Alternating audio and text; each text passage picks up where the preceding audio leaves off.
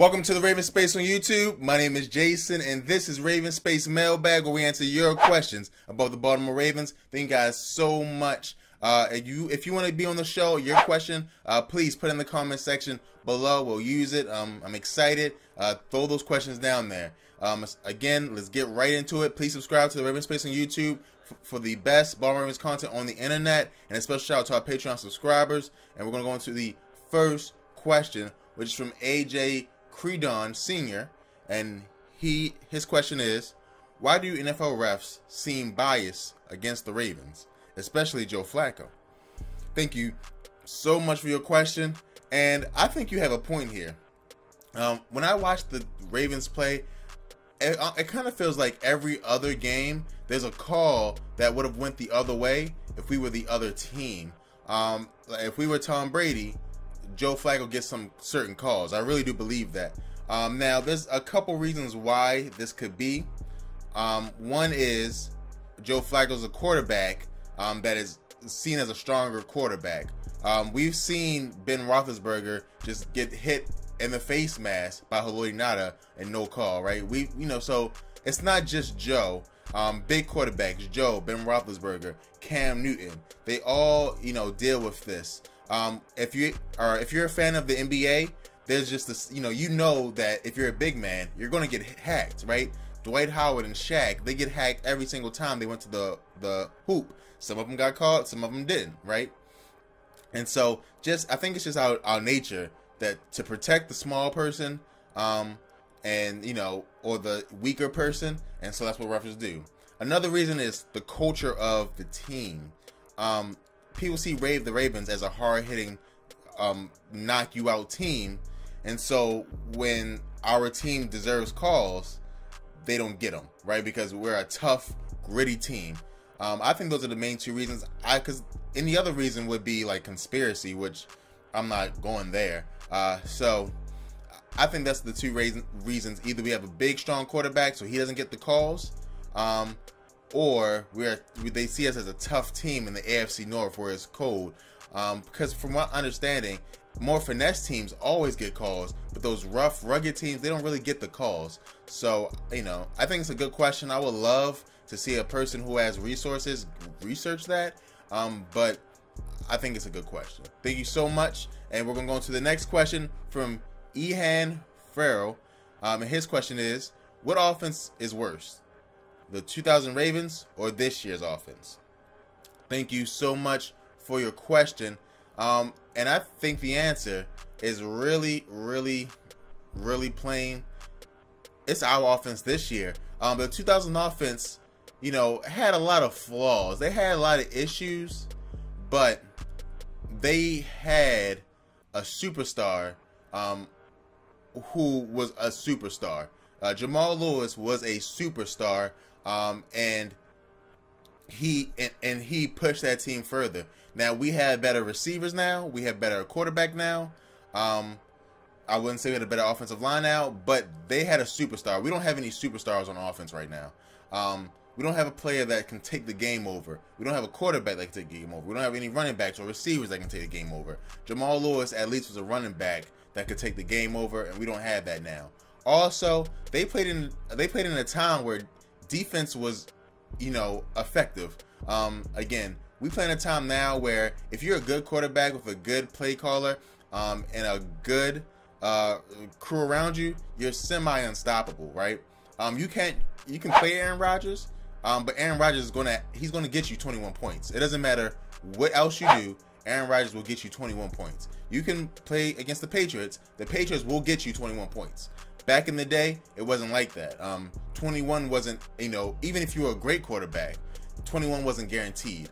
And so when you play against a defense like that, those defenses who could beat you down, now they can be more physical, they can cheat, so to say.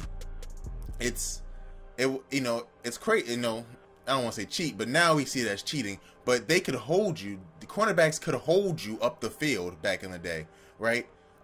You see how our receivers complain when someone touches them past 5 yards? Imagine someone grabbing you that all the way up the field. You could do that back in the day, which makes it more amazing that players like Jerry Rice were so good. So I say our offense now is worse, because I just don't. I think if we took our offense and put it back then, not only will all our players be injured, we wouldn't get any points ever. So that's my opinion. Let me know how you guys feel about that in the comments below. Again, this is a show that we all talk about and share our opinions. We're gonna go to the next question from Mark McGill, and his question is CJ Mosley a top 5 middle linebacker this year, or is he underperforming? Mark, thank you so much for your question. And I think it's a good question because we're hearing so many conflicting statements from a lot of different sources. Pro Football Focus has him ranked at 70% for his grade. 70 for his grade. It's not percentage, I don't believe. And then you have some, commentators, people who watch the games and commentate on it, saying, "Look, this man leads the team in tackles. He's the heartbeat. He's having a great season." My opinion is that he's having a great season. My opinion why scouts like Pro Football Focus don't see this is because he's not having splash plays, right? Players who make the biggest play at the biggest time are the best players. We know that, and I believe that truly. Superstars aren't superstars when it doesn't matter. Superstars are superstars when the game does matter. And it doesn't even have to be like a last-second bomb or anything like that, or even in basketball, last-second shot. But in the fourth quarter, if your team is down and you score 10 points and now you're tied, that's a superstar to me. Even if you lose that game. And so, I think that CJ Mosley he's not making those splash plays when it counts. Again, his two best plays, in my opinion, are play that result in a stat. Let me say it again, that result in a stat. Because he rushes the passer in critical situations and he'll force something, or he'll play great coverage and the quarterback will have to keep the ball and they get sacked. But that result in a stat are his 2 interceptions, one against the Dolphins when we were up by already like 20, and then one against the Bengals when we were up again like 20. So people see those and say, well, they were up, right? Those easy, whatever. But he does lead the league in tackles. Last I checked, he may have dropped to number 2. But stuff like that. I think he's having a great season. I think he's having a top 5 middle linebacker season. Even though middle linebacker is watered down compared to outside linebacker across the league, I do think he's a top 5 middle linebacker. I just think that because he's not making those big flashy plays like a player like Jimmy Smith or Eric Weddle, other players don't see that. And other scouts don't see that. So I think he'll be fine toward the end of the season. With the defense continues to play like it is, he'll get his. So don't worry about CJ. I think he'll be a Pro Bowler and he's a great player. Now we're gonna move on to the next question, and the last question that comes from Killuminati or Killumin ATL. I don't know, but his question is: do you expect Perriman to play any different after being shut down for one game? I thought this was a masterful move by John Harbaugh, and this season he hasn't had many masterful moves. But this is going to make or break a kid like Perriman. Okay, John understands that, hey, if I don't get something from Perriman now, I will never get anything from him because I'll release him, right? And John knows that, and John is smart, right? And so not release him, but his contract will expire. And so John is like, hey, let's put all the chips in the table, let's make a play, and let's see what this kid has, right? And so either you're going to break this kid or you're going to make this kid. Either his kid's going to get mad and go home and cry to his mom, or this kid's going to get angry and show you that he is a great player. Now, because a lot of his issues are mental, right? And so we're going to find out who he is. Football players have an ability to deal with adversity in a way that other athletes do not have. Because literally on every single play, it's going to end with you getting hit in the mouth, right? You know that. We all know that. There's, other than the quarterback position, there isn't a position on the field that can make an impact without getting hit. And that's just it. And so, except for kicker and punter. But other than that, those three, quarterback, kicker, and punter, if you're a cornerback, you got to go make a tackle. If you're a linebacker, you got to go make a tackle. Defensive lineman, you got to get hit in the mouth by offensive linemen. Same thing for offensive linemen, by defensive linemen. Receivers got to get tackled at the end. So everyone knows that. And so because of this, they really do bounce back from adversity very well. I think this kid has a chance to bounce back very well.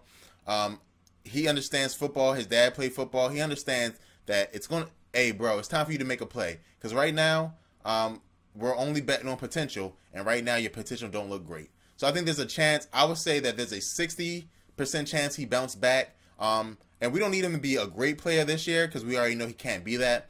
But if he can show the Ravens enough to make a waiver on him, I think that would be good enough. So I hope he plays well and I hope he does good. Thank you guys so much.